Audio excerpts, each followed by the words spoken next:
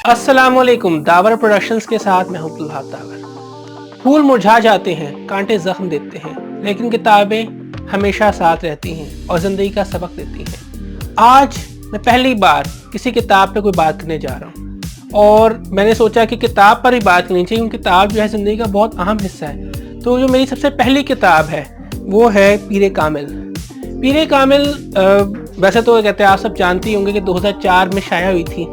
इस किताब को उमैर अहमद ने लिखा था। उमैर अहमद की वजह शोहरत पीरे कामिल है। उन्होंने जो स्टोरी पेश की है वो हमारी सोसाइटी का एक हिस्सा भी है, हमारी सोसाइटी के लिए बहुत एक अहम मौजू है जिसकी तरफ उन्होंने निशानदेही की है।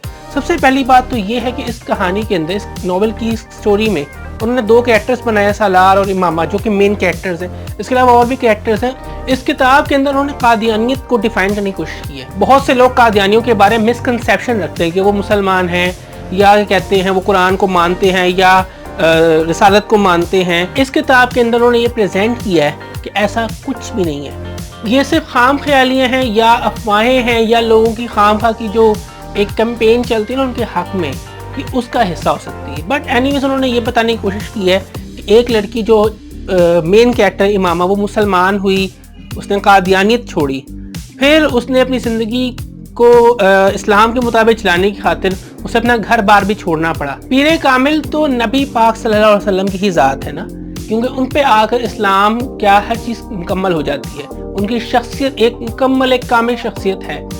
और सबसे बड़ी बात यह कि हम लोगों को बीइंग अ मुस्लिम इन चीज़ों को समझना चाहिए। इस किताब पे लिखा हुआ है, जैसे कि आप देखेंगे 2 लाख से ज़्यादा पब्लिश हो चुकी है।